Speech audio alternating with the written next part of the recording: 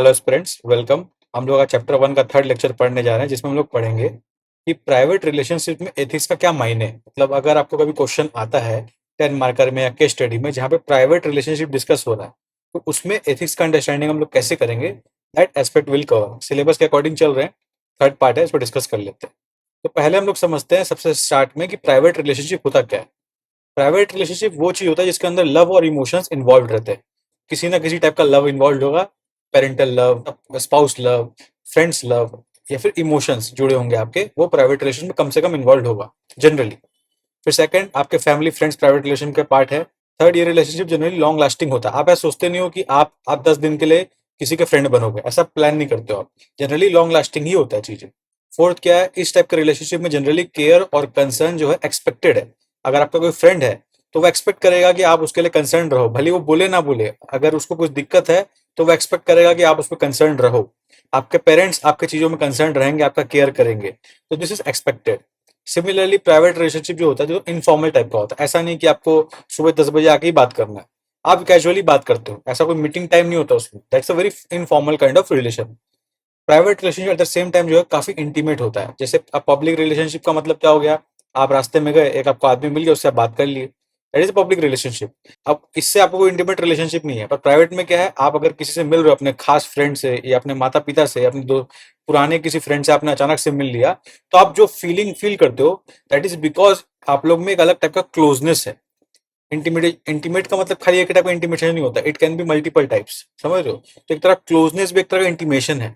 फिर last point इसमें क्या है कि इट एकोमोडेट मोर इम्परफेक्शंस। आपका कोई फ्रेंड है, समझ लीजिए, हो सकता है वो बहुत केयरलेस है, वो उसका एक इम्परफेक्शन है, पर उसके बाद भी आप उसके दोस्त हो।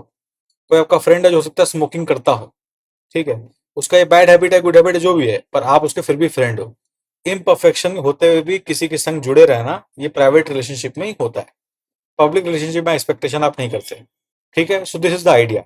अब देखिए, इस चैप्टर को समझने के लिए आपको कुछ डिटेल में कुछ कॉन्सेप्ट नहीं समझना है, बस डिफरेंट टाइप ऑफ रिलेशनशिप को समझना है, उसको डिस्कस करना है, ताकि आपको उसका एथिकल एस्पेक्ट क्लियर हो जाए।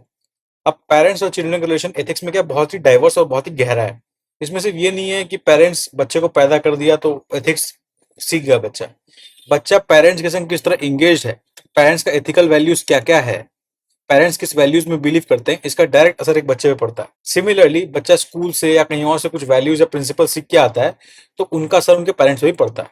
This kind of mutual exchange of relationship exist in parents children. Specifically ethics के पॉइंट ऑफ व्यू से क्या, पेरेंट्स जो होते हैं वो बच्चे को खुद एथिक्स सिखाते हैं। आपके पेरेंट्स आपको बचपन में जरूर बोलेंगे, बेटा देखो, किसी से लड़ाई मत करना। ये एक वैल्यू सिखाते हैं कि डोंट फाइट। सेकंड बोलते हैं, बी ऑनेस्ट, हमेशा सच बोलना, ठीक है, चीटिंग मत करना। ये सब जो वैल्यूज कौन सिखाते हैं, सब पेरेंट्स सिखाते हैं। Generally most of the parents सिखाते हैं। सो इसीलिए पेरेंट्स का एक अपने आप में रोल है एथिक्स के अंदर, कि इस पे एक यूनिक रोल है कि पेरेंट्स चिल्ड्रन को एथिक्स सिखाते हैं। ठीक है, एग्जाम्पल यूजिंग राइट मीन्स। आप समझ लीजिए आप कोई भी चीज करने जा रहे हो, जैसे मैंने चीटिंग का एग्जाम्पल लिया, मान लीजिए अपने एग्जाम देने जा रहे हो, तो एग्जाम में आपके पेरेंट्स आपको सिखाएंगे कि देखो बेटा, एग्जाम पास हो जाएगा पर चीटिंग नहीं करना, हम लोग ईमानदारी से एग्जाम देना है।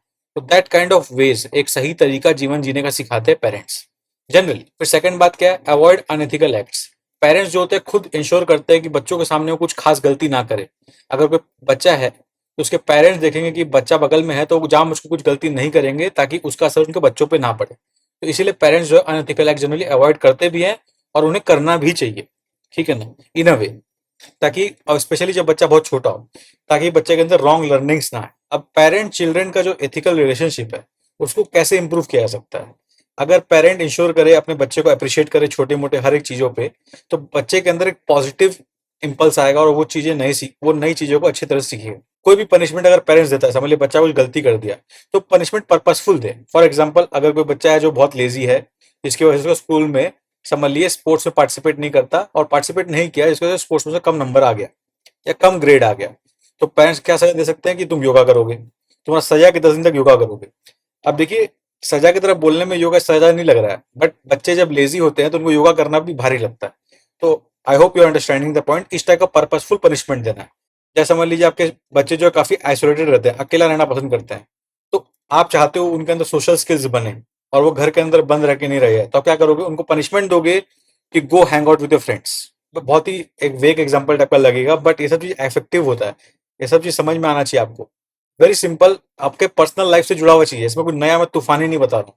तो इस चीज से आप प्राइवेट रिलेशनशिप जो एथिक में है उसको समझ सकते हो। फिर पेरेंट्स और क्या कर सकते हैं, अपने रिफाइंड नॉलेज को बच्चों के संग शेयर करें, नेक्स्ट जनरेशन के संग शेयर करें, जिसके अंदर उनके अंदर राइट एथिकल प्रैक्टिस डेवलप हो। आप समझ लीजिए कोई पेरेंट है, उसने बचपन में क्या किया, किसी और बच्चे को bully किया, ठीक है, अपने फ्रेंड को bully किया, पर उसका असर उन्होंने देखा बड़े होने के बाद इस बंदे पे काफी ज्यादा रहा, पर उन्होंने अपना गलती रियलाइज किया, तो वो अपने बच्चों को क्या सिखाएंगे, किसी को bully नहीं करना है। समझ रहे हो, दिस काइंड ऑफ थिंग, जो रिफाइंड नॉलेज है आपके पेरेंट्स का, ये एक चाइल्ड के अंदर गुड एथिकल वैल्यूज डाल सकता है। I hope you understand. अब second type of ethical relation में डिस्कस करेंगे, जो है हस्बैंड और वाइफ का। अब इसमें देखिए इसमें क्या फीचर्स है, मतलब एक अच्छा ethical relation husband and wife का जो प्राइवेट रिलेशनशिप है, उसमें एथिकल एस्पेक्ट क्या है। हस्बैंड अगर अंडरस्टैंडिंग हो और वाइफ अंडरस्टैंडिंग हो एक दूसरे के प्रति, जैसे समझ लीजिए हस्बैंड है ये वाइफ है, एक दूसरे के प्रति दोनों को अंडरस्टैंडिंग होना चाहिए। Understanding is very core to the marriage also, but उसके अलावा भी एज अ इंडिविजुअल एक एथिकल प्रैक्टिस भी है। अगर आप कंप्लीटली अनअंडरस्टैंडिंग रहोगे तो ये रॉन्ग है आपके बिहाफ में, अनफेयर है basically. Participation in decision making, कोई भी डिसीजन एज अ कपल अगर आप ले रहे हो, डिसीजन मेकिंग कर रहे हो, तो दोनों इक्वली पार्टिसिपेट करें। Such kind of thing indicates good ethical relationship between. देखिए एथिक्स पर्सनल रिलेशन सोचना काफी डिफिकल्ट हो सकता है कई बार।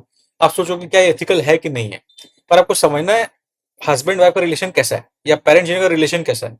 हस्बैंड वाइफ का रिलेशन है इक्वालिटी वाला। पेरेंट चिल्ड्रन का रिलेशन कैसा होता है, गुरु शिष्य का रिलेशन होता है। पेरेंट अपने एक्सपीरियंस अपने बच्चों को कैरी फॉरवर्ड करते हैं। हस्बैंड वाइफ का एक इक्वालिटी का रिलेशन है। सिमिलरली फ्रेंड्स भी हम लोग पढ़ेंगे आके, फ्रेंड्स भी एक इक्वालिटी और पार्टनरशिप का रिलेशन है। तो इस टाइप के रिलेशन का पहले आपको फंडामेंटल अंडरस्टैंडिंग होना चाहिए, तब आप उसके एथिक्स को समझ पाओगे। अब सिंस हस्बैंड वाइफ में इक्वालिटी का फंडा है, तो उनमें अंडरस्टैंडिंग जरूर होना चाहिए, इक्वल पार्टिसिपेशन डिसीजन मेकिंग होना चाहिए, एक दूसरे पे अपना वैल्यूज इंपोज नहीं करना होना चाहिए। समझ रहे हो, कुछ भी दिक्कत आया तो एक दूसरे को कन्विंस करना, तो लॉजिकली कन्विंस करना चाहिए, इंपोज नहीं करना। कोई भी पार्टनर अगर कोई अचीवमेंट करता है तो हमें प्राउड होना चाहिए, ना कि हम एक दूसरे को कंपटीशन की तरह देखना चाहिए। अरे शी हैज अर्नड मोर और he has earned more, he is gaining more acknowledgement, ऐसा फीलिंग सेंटिमेंट एक दूसरे के प्रति नहीं आना चाहिए। Then it is a very good positive and healthy relationship. Similarly एक दूसरे को सपोर्ट करना आना चाहिए in terms of difficult times. एक दूसरे पर मोस्ट इंपॉर्टेंट ट्रस्ट करना आना चाहिए। तो this is the very few of the things. इसके अलावा और भी बहुत चीज सोच सकते हो in a good ethical husband wife relationship, but this are few fundamental things. ये आप समझ पाओगे तो आप बाकी एस्पेक्ट भी क्लियरली समझ पाओगे। ठीक है। अब फ्रेंड्स किस टाइप का रिलेशन होता है, जैसे मैंने बताया इक्वल और पार्टनरशिप का रिलेशन होता है। पार्टनर इन क्राइम अपने बोलते हैं ना मजाक मजाक में, पार्टनर इन क्राइम, कई लोग इंस्टाग्राम फेसबुक में लगे रहते हैं we are partner in crimes ऐसे करके। वो फंडा है फ्रेंड्स के संग। तो उसमें भी ट्रस्ट होना चाहिए। पहला सामने वाला पे आपको ट्रस्ट करना आना चाहिए, और दूसरा आपको खुद इतना वर्दी होना चाहिए कि लोग आप पे ट्रस्ट करें। This is the very fundamental of having a good ethical friendship. ठीक है।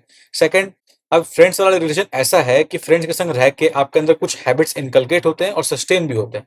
तो गुड हैबिट्स एक दूसरे को इनकलकेट करना और सस्टेन करने में हेल्प करना, ये फ्रेंड्स का बहुत इंपॉर्टेंट रोल होता है। एक दूसरे को सपोर्ट करना, एक दूसरे के प्राइवेसी को रेस्पेक्ट करना और चॉइसेस को समझना। आप समझ लीजिए कोई फ्रेंड है, वो चाहता है कि वो हॉकी खेले, पर एक फ्रेंड चाहता है क्रिकेट खेले, पर दोनों का चॉइस अलग हो सकता है। पर एक दूसरे को चॉइस को रिस्पेक्ट करना कि चल ठीक है तू हॉकी खेल, तेरे संग आज मैं खेलूंगा, कल मैं क्रिकेट खेलूंगा, मेरे संग तू खेल, या फिर तू हॉकी खेलने जा मैं क्रिकेट खेलूंगा। ठीक है। ये ये अंडरस्टैंडिंग और रिस्पेक्ट होना एक दूसरे के प्रति चॉइसेस का, this is very fundamental to a good good friendship and ethical friendship. एक दूसरे पर कंट्रोलिंग नहीं होना चाहिए। कंट्रोलिंग का मतलब क्या है कि जैसे एक फ्रेंड, जनरली फ्रेंडशिप में क्या होता है, एक बंदा डोमिनेट करता है दूसरे को। ठीक है। जनरली इक्वल होते हैं, बट जनरली करता है by nature, because opposite attract, वो वाला लॉजिक है। तो ऐसा कभी होता है तो एक जो डोमिनेंट पर्सन है उसको कंट्रोल नहीं करना चाहिए वीक पर्सन को, उल्टा सपोर्ट करना चाहिए। This was the whole idea of ethical friendship. तो ये 3 एग्जाम्पल जो मैंने लिया आपको समझाने के लिए कि प्राइवेट रिलेशनशिप किस टाइप के होते हैं, उनमें कैसा एथिकल प्रैक्टिस जनरली होता है और करना चाहिए बेटर रिलेशनशिप के लिए। वैसे एग्जाम के लिए नॉट वेरी इंपॉर्टेंट, पर इसको आप हल्का अवेयरनेस रखोगे तो केस स्टडी में आपको हेल्पफुल रहेगा, 1-2 इंस्टेंस में लिखने में, और हो सकता है 10 मार्क का क्वेश्चन भी इससे आ जाए। स्पेशली पेरेंट और चिल्ड्रन का तो बिल्कुल आता है।